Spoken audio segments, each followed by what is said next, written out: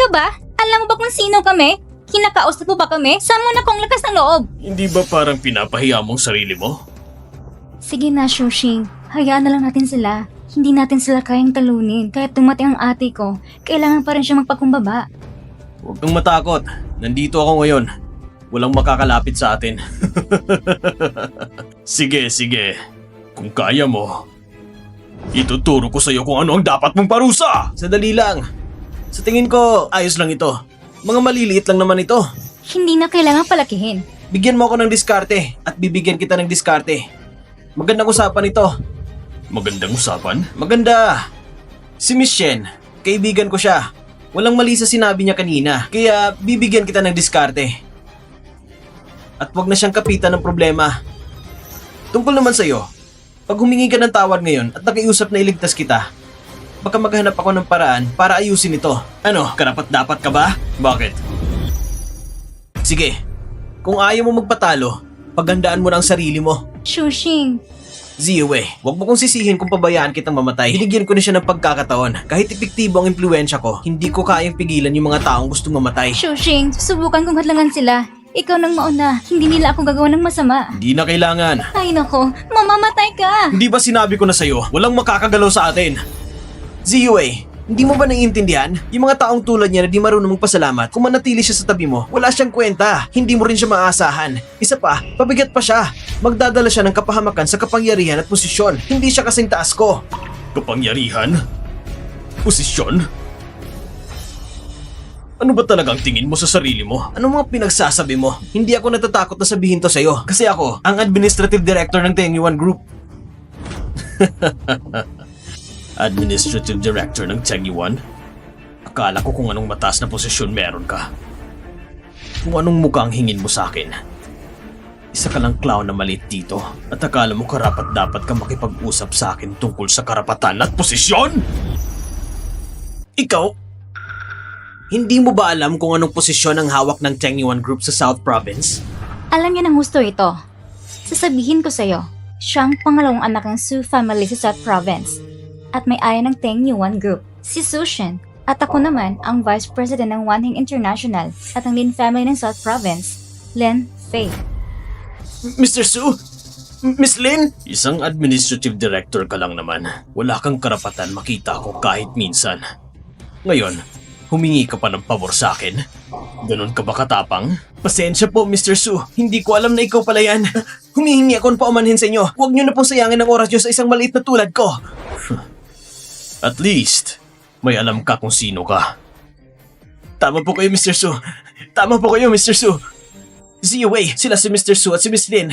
Magmadali kang humingi ng tawad sa kanila o lalala ang sitwasyon. Kapag na-involve ang dalawang pamilya natin, tapos na tayo. Hindi na kailangan humingi ng tawad. Ang dapat humingi ng tawad ay sila. Anong ibig mong sabihin? 1 minuto, humingi kayo ng tawad kay Ziyue. Kung hindi, kayo ang mananagot. Nawala ka na ba sa isip mo at puro kalokohan ang sinasabi mo? Sila ang pinakamahalagang binata at dalaga sa Timog Lalawigan. Sino ka ba para mangahas na magsalita sa kanila ng ganyan? Eh ano naman? Matigas talaga ang ulo mo. Wala na itong lunas. Ziyue, kailangan mo nang putulin ang koneksyon mo sa lalaking ito. Wala siyang alam na pinapanganib niya ang sarili niya. Pati ikaw nasama. Hindi na kailangan. Lin Fei, kung gusto mong gawan ako ng problema, sige. Pero walang kaslan si Shushing. Basta't makawalan mo siya, pwede kong tuparin kahit anong hiling ninyo. Oh. Kahit anong hiling? Ziyue, para sa taong ganito, ginagawa mo ito para sa kanya? Karapat dapat ba siya? Wala ka ng kinalaman doon. Kung talagang gusto mo na ipagtanggol ang mahirap ng taong ito, mas talo ko siyang hindi palalampasin. Shen Ziyue, hindi kita pahihintulutan. Ikaw? Kung handa na siyang ibigay ang sarili niya. Di ba? Siyempre, kailangan matupad ko yan. Sushen! Baby, maglaro tayo ng sabay. Kapag napaglaruan ko na siya ng todo, pwede ko na siyang ipasa sa aliping ito para laruin. Kahit tinanggap niya ng ganitong mahina, karapat dapat lang ito sa kanya. Sushen! Ang 1 minuto, tapos na. Tara na, dalhin mo mga tao doon. Hindi pa tapos ang pag-aayos ng mga ari-arian. Kailangan nating putulin ang ating sariling daan. Ayusin ang mga ari-arian para ipasa kay Mr. Sen.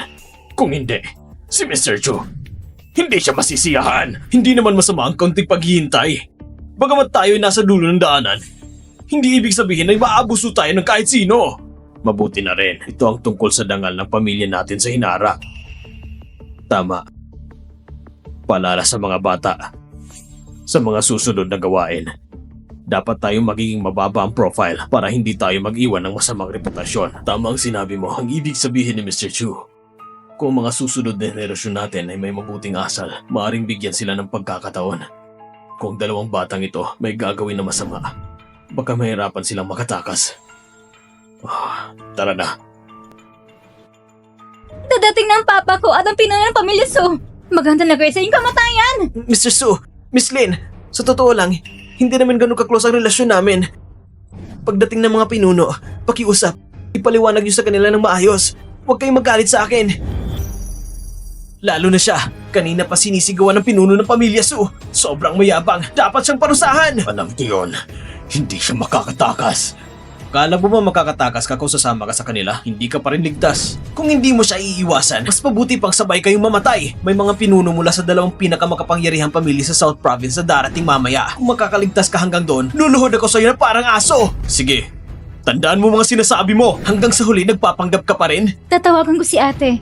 Tsak may solusyon siya. Huwag nang tumawag. Darating ang papa ko at ang mga kasama niya. Shinzi Yue. Walang makakaprotekta sa inyo ngayon. Sino ang nangahas? Ako si Lenzhen Yu. Ako ang Executive Director ng Tengyuan Group, Zhao Mingyuan. Kumusta po kayo, Mr. Su at Mr. Lin? Bakit nandito kayo? Dumating ako para makipag-usap tungkol sa isang proyekto ngayon. Hindi ko inaasahan na pagdating ko, makikita ko agad ang taong iyon. Hindi lang siya nagsabi ng mga masasamang salita sa inyo. Sabi niya mapapaluhod niya kayo. At higit pa ron, siya pang nanakit kay Miss Lin at kay Mr. Su. Sobrang kapal ng mukha niya! Gusto kong makita kung sino ang may tapang na ganyan. Siya yun. Walang pakundangan na ginawa ang gusto niya. Walang paggalang sa ating pamilyang Su. Pa, tingnan mo. Sinampal niyang mukha ng anak mo. Sa mga sampal niya, kailangan patayin mo siya ngayon para may pagtangundangan ng anak mo. Walang respeto, Mr. Chu. Huwag kang mag-alala. Kung maglakas loob siyang saktan ka ngayon, walang makakapigil sa amin sa South Province. Walang makakaprotekta sa kanya. Security! Hulihin niyo ang taong nanakit sa anak ko. Apa! Mr. Su, Mr. Lin, pakiusap. Pakawalan mo siya. Hindi na kailangan. Shushing! Sa buong South Province, walang makakaprotekta sa akin. Mr. Lin, Yewei dyan. Mukhang lalong nagkaroon kayo ng lakas ng loob. Mr. Chu... Walang alam sa peligro. Pasaway! Ano ba talagang pagkakakilanlan mo? Nandito na ang papa ko at si Tito Lin. Kung ayaw mo mabuhay pa, sabihin mo na! Salot ka sa pamilya! Manahimik ka! Pa, sinaktan mo ako? Bilis! Lumuhod ka at humingi ng tawad! Pumunta ka sa sasakyan at kunin mo ang maleta ko. Humingi ng tawad? Sinabi mo ba kailangan kong lumuhod sa kanya at humingi ng tawad? Pa, nagbibiro ka ba? Bakit? Humingi ka ng tawad! Huwag mo na kong pahirapan pag uli! Susigaw ng pamilya Su. Kumusta na, Mr. Shu? Ito ay maliit na pasasalamat mula sa pamilyang Su. 5 milyong cash. Tanggapin niyo po ito, Mr. Chu. Pa, Mr. Su! Mukhang naiintindihan mo rin pala. Nakita mo ba? Lumod na siya. Ito! Mr. Chu, bakit? Sa tingin mo ba magaan ang parusa? Hindi naman. Naiintindihan ko na. Gusto mo kong parusahan? Pa! Balaw ka ba? Manahimik ka! Dalhin siya palabas. Hintayin ang hatol. Pa! Bitawan niyo ako! Pa! Tulungan mo ako. Ano bang nangyayari sa kanya? Mr. Chu, ang batang ito, isang rebelde, sirang ugali, hindi siya pwedeng mapatawad. Huwag kang mag-alala, papatalsikin ko siya sa pamilya namin. Tatapusin ko lahat ng pagkakataon niya! Seryoso ka ba? Siyempre naman, kung sino man ang malakit kay Mr. Chu, karapat dapat siyang parusahan. Pa, huwag mo kong iiwan. Alam ko naman hindi ako kasing galing ng kuya ko. Pero anak mo rin ako. Ikaw... Pwede akong humingi ng tawad. Pwede akong magbayad. Mr. Chu, sinaktan niyo ako. Nilait niyo ako. Parang hain lang ako sa inyo. Patawarin niyo ako. Puro problema lang. Hindi ka na namin kailangan sa pamilyang Su. Security! Dalhin niyo siya! Pa! Pa! Pa! Pa! Mr. Chu, patawad po. Hihingi po ako ng tawad. Patawarin niyo po ako. Ano? Pangahas ka pang naging bastos kay Mr. Chu? Pingi ako nun. Walang respeto. Baliw ako doon! Hindi ako karapat-dapat maging tao! Hindi ko sinasadya! Papatawarin niyo ako, Mr. Chu! Hindi ba kayo sigurado na pagdating nilang dalawa, katapusan niyo na agad? Nagkamali ako noon! Mr. Chu, humihingi po ako ng tawad sa inyo! Kung papatawarin niyo ako, gagawin ko kahit ano! Hindi na kailangan. Wala akong interes na manood ng palabas ng isang palabiro lang. Ayoko nang makita siya. Mr. Chu, naiintindihan ko po. Mr. Chu! Magsisimula ng salo-salo. Sandali lang. Tara na. Paalam po, Mr. Chu. Simula ngayon, tinatanggal na kita sa Teng Yuan. Ang industriya ng negosyo sa Timog Probinsya ay permanente ka ng ibaban. Mr. Chu, hindi mo pwedeng gawin sa akin to. Sobrang tagal na. May pinagpaguran din ako. Kung may kailangang sisihin, sisihin mong sarili mo. Shusheng, bakit ang punong-puno ng respeto sa'yo ang leader ng pamilya Su at ang leader ng pamilya Lin? Dahil... Ngayon, may napakahalagang bisita ako. Nasa kamay niya ang 7 stars black card ng pamilyang Su sa Shenzhen. Gusto kong walang sabi ang Yunhai Shenten sa pagtanggap sa kanya, gamit ang pinakamataas na pamantayan. Sana ipaalam mo ito agad. Huwag kayong mag-alala, Miss Su. Agad ko pong ipapaalam. Kapag lumabas ang 7 stars black card, gagawin ng Yunhai Shenten ang lahat upang magbigay ng pinakamagandang serbisyo sa mga may hawak ng card. Zifei, isipin mo ng gusto. Ayokong may mapalampas. Mukhang mahalaga talaga sa yung fiancé na to. Ngunit, kailangan ko lang makuha ang loob niya. Si Shushing, mas komplikado pa pala kaysa akala ko. Hindi kita maintindihan. Oo, kahapon, inuwi kong mga regalo para sa kanya. Pero ibinalik niya lahat. Pakiramdam ko, mas malalim pa siya kaysa nakikita ko. Sana, mas maaasahan ko pa siya kaysa kay Wizi Shuan. Sa tingin ko, hindi niya bibigo na yung mga inaasahan. At ang mahalaga, hindi siya katulad ni Wei Jian na inihanda sa iyo ng pamilyang Wei mula sa Zhanzheng. Paano ka nakakasigurado? Naaalala ko, sinabi mo sa akin, alam mong kanyang tunay na pagkatao, na higit pa sa karaniwang tao. Ying, ikaw ba ay may tinatago sa akin? Ito? Paano naman? Zifei, ang relasyon natin ay mabuti. Paano kung magtatago sa'yo? Eh, sinabi mo dati. Hindi ba, yun ay para lang mailigtas ka? Kung sakaling siya ay mapahiya ng dating asawa niya, lalo na sa isang paboritong dalaga ng Shenzhen. Nauunawaan ko na. Sa totoo lang, ang pagkakakilala ko sa kanya, unang pagkikita namin, nasa malit na kainan sa kalye kami. Hindi mo aakalain na kakaiba siya. Napakasimple lang.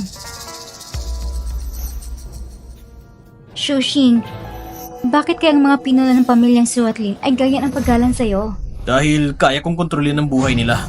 Nagsisinungaling ka na naman. Ang pamilyang Su at Lin ang pinakasikat ng mga pamilya. Ang makakapagsabi sa kanila ay ilan sa buong lalawigan ng Nansheng. Isa na doon ay ang tao na si Mr. Sen.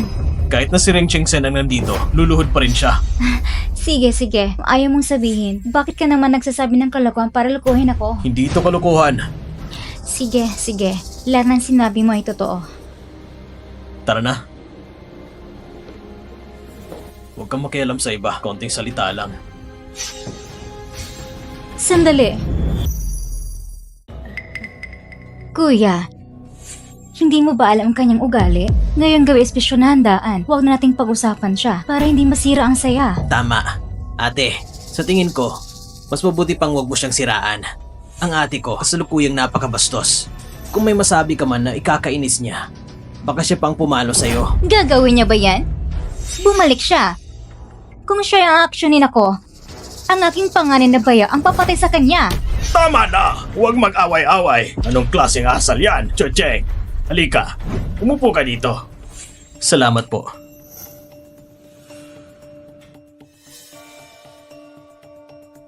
Ngayong araw, ako mismo ang tumawag sa'yo. Walang dahilan para magdusa ka agad pagdating mo. Huwag kang mag-alala. Ngayon, ang matandang lalaki na ito ay sumusuporta sa iyo.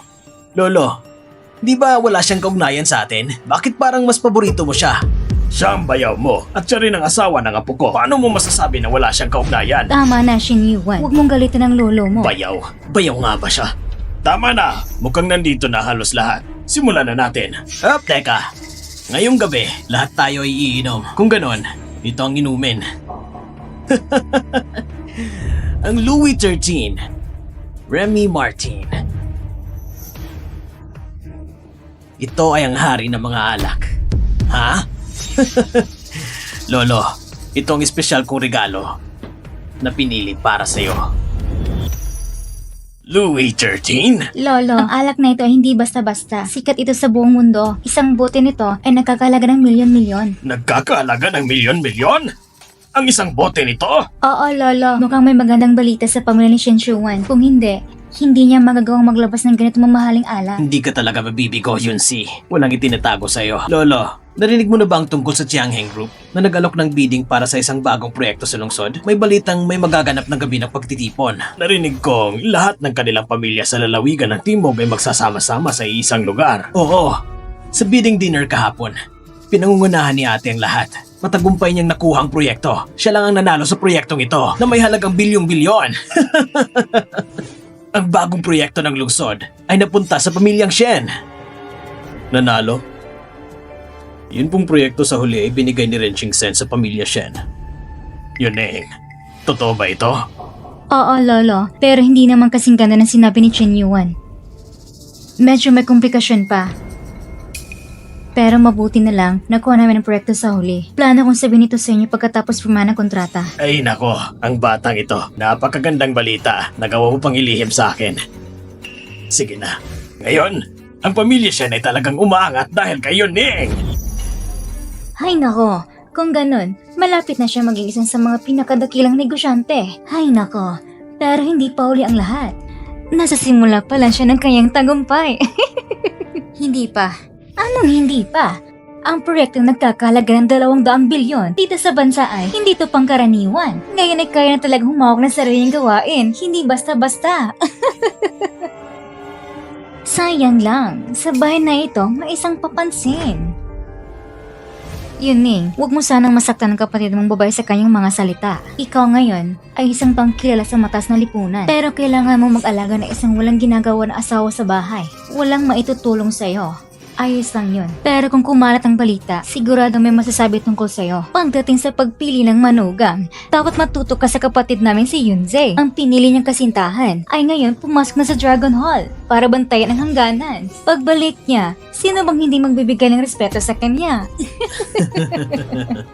Alam ko. Mabuti at alam mo. Siya ay isang walang kwentang tao. Paano siya makakumpara kay Wubei? Kung may kahit 10% siya sa lakas ng iba, ikakapag-alay ko na siya. Pero sa mga taong tulad ni Xuxing, matagal na lang inalaga na mabuti si Yuning. Hoy bata, wag nang manghimaso. Ano mang pag-aalaga, ano bang silbi nito? Sa pamilyang Shen, hindi kami kulang sa mga tagapag-alaga. Xuxing, alam ng ate kong mga salitang ito ay maaaring hindi ka komportable sa mga sinabi niya. Pero ang katotohanan ay ganyan talaga. Bilang nakakatanda, inaasahan kong magkaroon ka ng kaunting pag-unawa sa sarili mo. Pag-isipan mo ng mabuti kung ano ba talagang dapat mong gawin. Ay, dahil lang sa proyektong 200 bilyon, lumabas na agad ang tunay ninyong ugali. Ang transaksyon na ito, sulit. Ang ibig mong sabihin ay isang malit na proyekto ng 200 bilyon. Kung kaya mo, bakit hindi kang kumuha ng deal? Sa totoo lang, ako mismo ang nagbigay ng proyekto sa pamilya Shen. Xuxing, hindi pa nagsisimulang inuman pero para ka nang lasing. Nandito pa si Lolo. Kung gusto mo magpasikat sa ganitong paraan, baka lalo ka lang mapahiya. Ayaw kong makipagtalo sa'yo sa hapunan na to. Pero gusto kong malinawan ka. Nakuha ng pamilya siya ng kontrata dahil sa sariling kakayahan ko. Kaya pagkatapos ng party, ang Tianheng mismo ang tumawag sa akin para ipaalam na nakuha ko ng proyekto. Wala kang kinalaman dyan, Xuxing. Sige na nga, ba't pinapatulan pa ang tulad niyang walang silbi? Yung proyekto na yan na halagang 200 bilyon, kailan kaya siya makakalapit sa ganun? Si Lolo pa mismo ang nag-imbita sa'yo para sa hapunan na to. Hindi ba dapat may regalo ka para kay Lolo? Bilisan mo, kung wala kang dala. Hindi ka ba nahihiya na umupo sa tabi ni Lolo? Baka naman talaga wala kang inihendang kahit ano. Ha? Kung wala ako, ang pamilya Shen ninyo ay habang buhay na hindi makakalapit sa proyektong aabot sa 200 bilyon. Tungkol naman sa regalo, ito ang inihanda kong regalo para kay Lolo. Yung regalo mo, wala na mas nakakahiya pa dyan. Buti na lang, pamilya lang ang nandito. Walang ibang bisita. Chanpeng, sa susunod, sigurado niyong bantayan yung taong yan. Kakaya siyang kasama sa labas.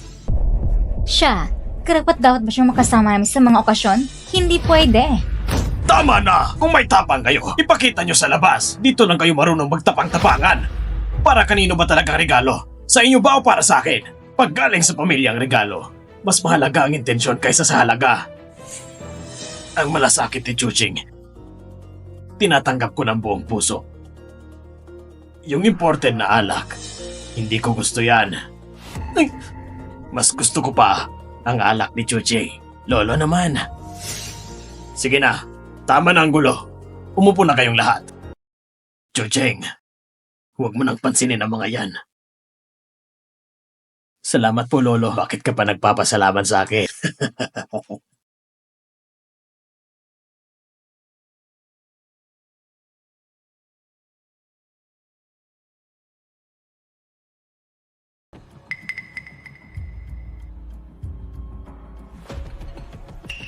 Ang alak na ito, ang dilaw at ang labo.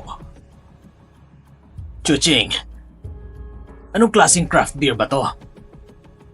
Baka naman peke to at nagkunwari ka lang na maganda. Yan ang itsura ng lumang craft brew. Kalokohan! Akala mo siguro hindi kami sanay sa mamahalin, ha? Kahit na sa pagtingin ko pa lang, alam ko na hindi di kalidad. Paano kung may mangyaring masama kay Lolo dahil dyan? Kaya mo ba siyang panagutan? Shushing, pamilya tayo rito. Kung talagang wala kang maipakitang matinong regalo, sabihin mo lang, wala namang mangungutya sa'yo. Pero yan ay inumin ni Lolo mismo. Paano nagawa mong lukuin si ganitong bagay? Dahil lang sa kahihiyan mo, ilalagay mo pa sa pangalan si Lolo? Yung alak, hindi yan peke. Palasot pa rin. Shushing, ano bang gusto mong palamasin? Sinaktan mo si Mama at si Shen Yuan. Hindi pa kita siningil dyan. Ngayon pati si Lolo, sinusubukan mong lasunin? Ano bang ginagawa niya sa'yo? Miss Shen, kung ayaw mong maniwala sa akin, Alam mo naman kung ano talagang iniisip mo. Ikaw nang may alam. Tama na kayong dalawa. Baka naman nagkakamali lang tayo dito. Tumahimik ka. Anong pagkakamali? Ano, si Lolo pa mismo ang nagsabi na dala ang peking alak niyan? tama na! Naniniwala ako kay Chuching. Walang problema sa alak na yan. Yan ang iinumin ko ngayong gabi. Lolo, hindi mo pwedeng inumin yan. Yuneng! Tama ang sinabi ni Ate Lolo. Alam kong mabait ka kay Chuching, kaya hindi ako nagsalita noon. Pero ang totoo, hindi magandang kalusugan mo ngayon. Hindi ko hahayaan na mapahamak ka. May masamang intensyon siya. Mapanganib siyang tao. Ang alak na to, hindi karapat-dapat sa pagkainan! Ang alak na to, hindi karapat-dapat sa pagkainan! Genuine, bakit mo binasag yung bote? Lolo, eh kung nabasag na, hindi nabasag na. Si Shen Yuan naman, parang si kabubuti mo yan. Si Shen Yuan natin, iniisip lang kapakanan mo. Hindi mo naman siguro pipili ng isang taong nagregalo ng peking alak. Para saktan ka. Kayo! Wow, ang saya niyo dito ah. Nandito na pala lahat. Honey, buti dumating ka na. Pasensya na, may konting inaasikaso lang ako. Sana'y mapagpasensyahan niyo ako. Ay nako, walang anuman. Halika, umupo ka. Lolo, parang hindi ka masaya. Ano bang nangyari? Eh kasi kanina lang, may nagdala ng peking alak. Gustong saktan si Lolo. Peking alak? Ito yon. Medyo dilaw at malabo. Mukhang talagang hindi maganda. Kung hindi ko lang napigilan si Lolo sa oras, nainom niya na sana yan. Huwag mo nang titigan ang alak na yan. Ibigay mo na sa akin, itatapon ko na. Tumahimik ka. Kuya! Anong ginagawa mo? Bakit mo iniinom? Ayaw mo na bang mabuhay? Tumawag kayo ng ambulansya. Malalason siya. Tahimik.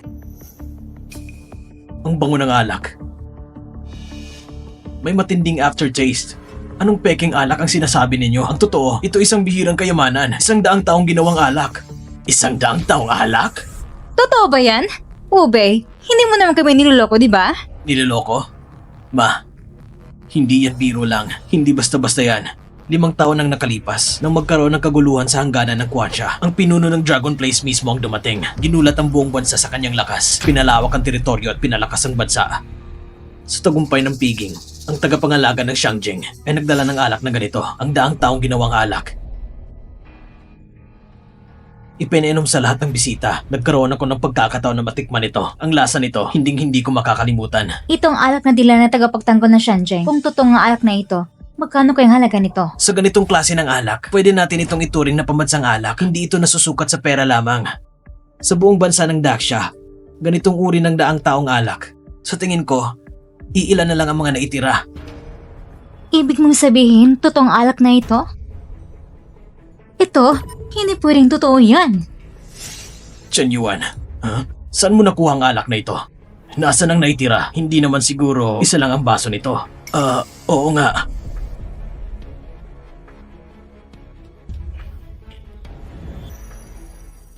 Ikaw, kung tama ang pagkakaalala ko, ikaw ay naging manguna ng pamilya Shen, di ba? Ang alak na ito, saan mo talaga nakuha? Regalo ng kaibigan ko. Ibig sabihin, 5 taon nang nakalipas, nandoon ka rin sa hangganan. Sa isang paraan, oo, ikaw, hindi ka ba nagsisinungaling? Ano? Sa tingin mo ba, ang alak na ito ay ninakaw ko? Aba, pwede nga. Baka nga ninakaw mo nga ito. Kung hindi, anong klaseng kaibigan ang magre-regalo sa'yo ng ganyang kamahal na alak? Tama, sigurado ninakaw niya yan. Tama na, hindi naman kailangan magsalita ng ganyan. Kung ang tagapagtanggol ng Xiangjing, kung siya talaga ang may-ari ng alak na ito, hindi niya ito basta-basta ipapamigay sa iba. Ibig sabihin, totoo palang lahat ng sinabi ni Chuxing. Kung ganun, ang alak na ito. Kung nasira man lang, hayaan na lang natin. Tayo rin naman ay iisang pamilya. Ang nangyari ngayong araw, papalagpasin ko na. Pero tandaan mo, kung sa labas ito nangyari at nabasag mo ang bote ng alak, buhay mo ang kapalit. Opo, naiintindihan ko po. Malinaw po. At ikaw rin, dahil sa'yo galing ang alak na ito. Kung tunay ngang bihira ang alak na ito, dapat sinabi mo kaagad ng malinaw. Ipiniliwanag mo sana. Kailangan mong akuin ng malaking bahagi at pananagutan. Tungkol sa alak na ito, malinaw na lahat ng sinabi ko. Ang ayaw maniwala, sila. Ang nagsabing peke ito, sila. Ang sumira sa bote, sila rin yon. Tapos ngayon, ako ang sisisihin mo? Bakit? May reklamo ka? Kung ano sinabi ni Wubei, yun lang ang pakikinggan mo. Tao siya ng Dragon Palace. Ikaw, may karapatan ka ba na kontrahin siya? Taga Dragon Palace? Ang yabang naman. Anong alam mo sa asal mong yan? Yung sarili mo, ni isang daliri niya, hindi mo kayang pantayan. Tama na! Tapos na ang pagtatalo. Umupo na tayo at kumain. Shushing, hindi sa sinisisi kita, pero 5 taon ka na namamalagi sa pamilya Shen at umaasa lang kay Yuning. Walang ginagawa kundi kumain at tumira. Hindi ka ba nahihiya? Ngayon at nandito ng bayaw mo, pabayaan mong tulungan kanya. Ha? Tumulong sa akin? Oo nga. Mahal, maganda naman ang takbo ng karera mo sa Dragon Palace ngayon. Bakit hindi mo siya bigyan ng trabaho? Ano bang pinagsasabi mo? Akala mo ba ang Dragon Place ay kahit sinong hampas lupa ang pwedeng basta na lang pumasok? Teka lang, sabi mo kanina nasa hangganan ka rin 5 taon nang nakaraan. Gusto ko lang malaman, may nagawa ka ba doon? Tumuwid sa 3,000 linang hangganan. Para lang sa Dragon Place ng Daksha. Ako si Chuxing, ang pinuno ng Dragon Place. Walang alay ng buhay ang kailangan. Sariwang prutas at mga ulo ng kalaban ang aking handog. Ipinapaabot ko ito sa Daksha, sa 3 emperador at 5 hari, sa araw at buwan, sa bansa at lipunan. Ngayong araw, ay ating pinalawak ang teritoryo. Ikaw ang pinuno ng Dragon Palace? Ang pinuno ng Dragon Palace? Mahal, sinasabi mo ba na siya ang pinuno ng Dragon Palace? Hindi yun posible. Baka nagkakamali ka lang. Tignan mo nga ang itsura niya. Siya ba talaga ang pinuno ng Dragon Palace? Dragon Palace? Pinuno? Pasensya na. Nadala lang ako sa emosyon. Nagulat lang talaga ako. Alam mo ba kung ano ang sinasabi mo? Ano man ang itanong mo? Sasagutin kita ng direkta. 5 taon nang nakalipas. Magulo ang hangganan ng Daksha. Mag-isang pinuksan ang pinuno ng Dragon Palace sa mga kaaway. Pinalawak ang nasasakupan. Pinalakas ang bansa. Pinatatag ang kapalaran ng bayan sa pamamagitan ng Dragon Veins. Walang kapatay sa kanyang henerasyon. Sinong nagbigay sa iyo ng lakas ng loob para angkinin ang kanyang mga nagawa? Alam mo ba kung anong parusa ang kapalit niyan? Nagsasabi lang ng totoo. Sige na, tama ng ingay. Gusto niyo po bang mag-away?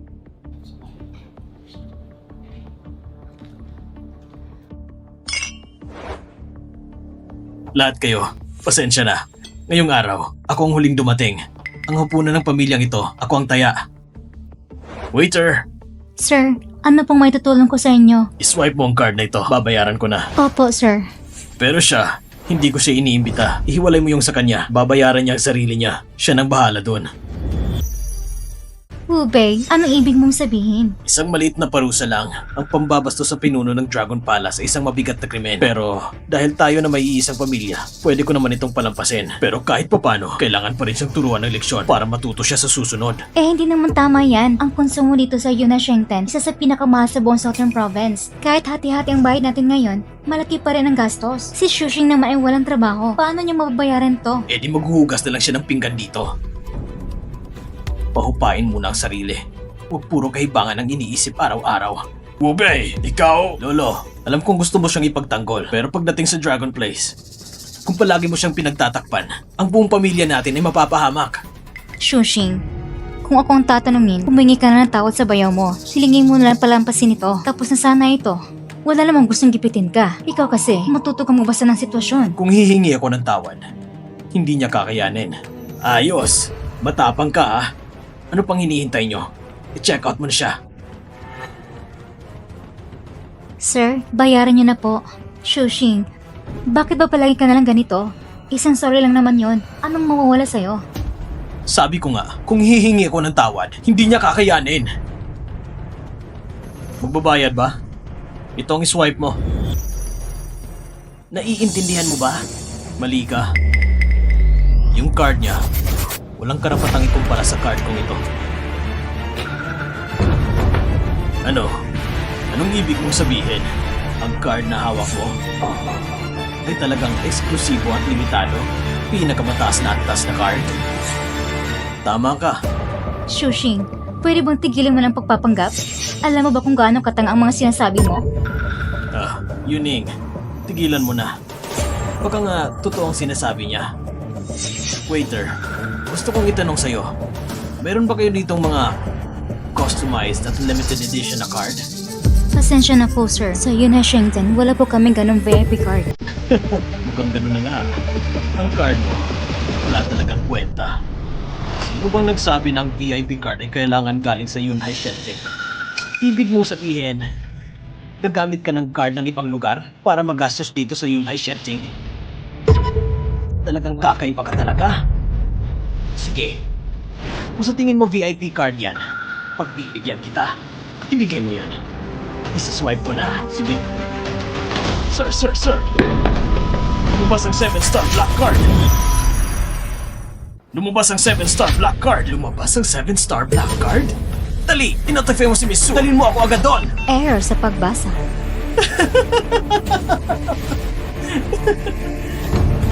Ang card mo na basura, hindi talaga maswipe. Siguro kulang ng permiso ito. Palitan mo ng ibang reader. Hindi talaga mabasa. Kahit magpalit ka pa ng marami, walang kwenta. Shushing, dapat alam mo na. Kahit gaano ka pakalakas, ang huling resulta hindi magbabago. Para itong project na ito na nakuha ng pamilya Shen, ganun din ang kaso. Hindi mo dapat tinanggap ang project na yon. Sa lakas ng pamilya Shen ngayon, hindi nyo ito kayang pasanin. Hindi kaya, paano mo nasabi na hindi kaya ng pamilya Shen? Binigyan tayo ng channel ng project na ito dahil pinapalagan nila tayo. Kung kaya ba ng pamilya Shen ng project, mas mabuti kasi sa'yo ang channel. Sige na. Huwag mo nang tutukan ang project ng ate ko kung naiingit ka.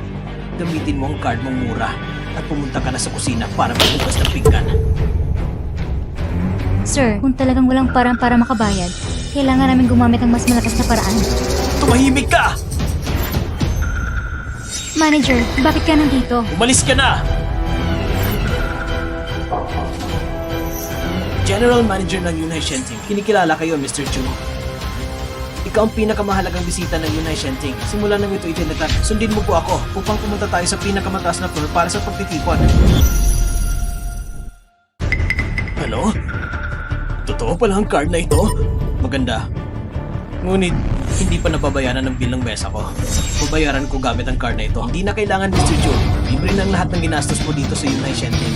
Hindi mo na rin kailangan mag-alala sa gastos ng pribadong kwarto mo. Hindi naman ganun kalaki yun. Pagkatapos ng lahat, may mga gusto magbayad talaga. Tama ba?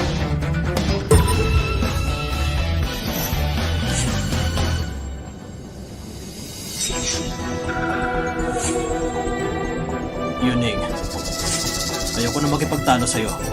Pero may mga bagay na kailangan kong sabihin. Hindi mo talaga ako lubos na nakikilala. Kaya, huwag mo ipilit ang iyong pananaw sa akin.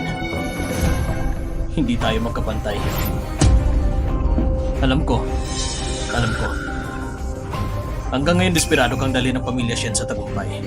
Pero hanggat hindi mo lubos na kikilala ang iyong sarili, hindi mo matatamong iyong mga pangarap. Ang project na 20 billion ito, sa kasulukuyang lakas ng pamilya Shen, hindi ito kayang tanggapin. Kaya pinapayuhan kitang talikuran ito. Kapag nagkaproblema, ang magiging kabayaran ay ang pagbagsak ng buong pamilya Shen. Wala na akong ibang sasabihin. Mag-iingat ka.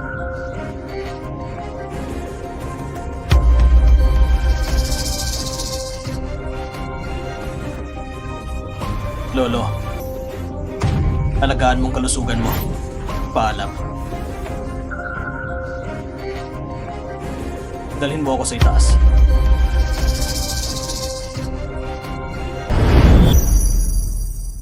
Sobrang labis. Grabe talaga. Yung tao na yon, gusto ba yung pumunta sa langit? Tama, huwag ka nang magalit ate. Hindi natin siya papansinin. Nagsiselos lang siya dahil nakuha natin yung project na 20 billion. Dahil lang sa inggit yun. Oo, naiinggit siya. Sabi pa niyang bitaw na natin agad? Akala niya sino siya? Siya ba ang may hawak ng Chanhing Group? Alam ko, huwag kayong mag-alala. Marit ang paningin niya, walang naabot sa buhay. Ang mga sinabi niya, hindi ako maaapektuhan. Simula ngayon, gagamitin kong lahat ng lakas ko para silang bagong proyekto. Ang pamilya Shen ay tiyak na aabutin ng bagong taas. Sa oras na iyon, makikita niya. Ganyan talaga. Ayos, yan ang aking mabuting anak. Kapag ang pamilya Shen ay nakalutang na sa taas, ang taong iyon ay magsisisi. Ngunit, ano nangyari sa VIP card na yon? Hindi naman yung VIP card ng Yunhai Shenteng, pero nagdulot doon ng ingay sa general manager ng Yunhai Shenteng. Oo nga. Sinabi pa niya, si Shushing ang pinakamalagang bisita. Simula lang itayo ang Yunhai Shenteng para sa isang VIP na may espesyal ng karapatan, pero wala namang dapat ganito. Ano ba yan? Isang simpleng VIP card lang naman. Ano kayang laki ng posisyon niya sa lipunan dahil doon? Tignan niyo nga ang anyo niya. Parang patay na. Maaring malagay siya sa gulo dahil dito. Yuning, meron bang mga bagay sa pagitan mo at ni Chuching na hindi mo sinasabi sa akin? Lolo, siya si Chuching ay matagal na silang nagdiborsyo. Shen Yuan! Nagdiborsyo? Hindi lang yan. Ang pamilya natin, sa muling pagsisimula, ang unang puhunan natin ay mula kay Chuching. Anong ibig mong sabihin? Noong una, si Shusha ang nagbigay ng puhunan? Ibig sabihin, 5 taon na nakalipas, nakakonect na siya sa Chanheng? Tama. Paano ito posible? Ang Chanheng Group ay malapit ng kaugnay sa Longyan, isang malaking korporasyon. Si Shusha ay parang walang kwenta lang. Paano siya nagkaroon ng connection sa Chanheng Group ng ganong katagal? Ganoon nga. Kung siyang ang may ganitong kakayahan, bakit pa siya delikado sa pamilya natin ng 5 taon? Hindi niyo pa naiintindihan? Ang pagpapanatili kay Chuching ay susi sa matatag na pag-unlad ng pamilya Shen. Ngunit ngayon, nasira niyo ng lubusan. Hindi mo dapat sabihin yan, Lolo. Ngayon naman ang pamilya Shen ay hindi naman maghihirap, di ba? Tama. Kapag napamahagi na ng lubusan ang proyekto mo, Yuning, sa wakas, ang pamilya Shen ay tiyak na lalago at uunlad. Oo, Lolo. Kailangan mo magtiwala sa kakayahan ko. Ako si Shen Yuning. Hindi ko kailangan ng tulong mula sa iba. Siguradong madadala kong pamilya Shen sa tagumpay.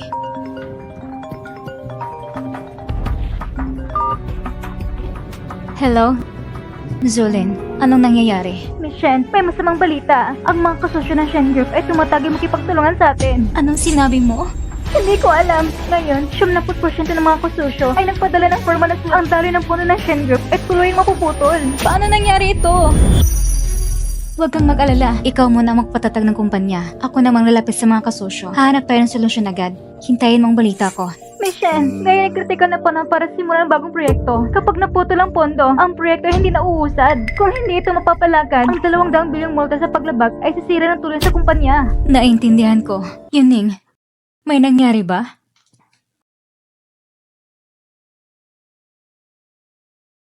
Hello, Ginoong Zhao. Kumusta po? Ako po ay...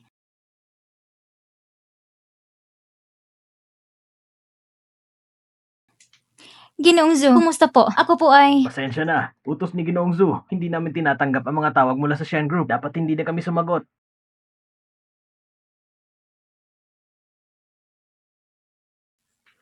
Ginoong Bai, kumusta po? Si Shen Yuning ba ito? Wala akong dapat sabihin sa'yo. Mag-ingat ka na lang.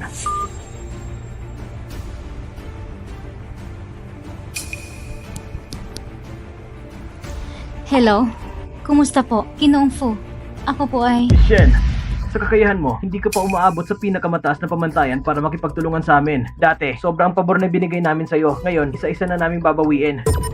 Pakiusap, agad mong isauli mga order.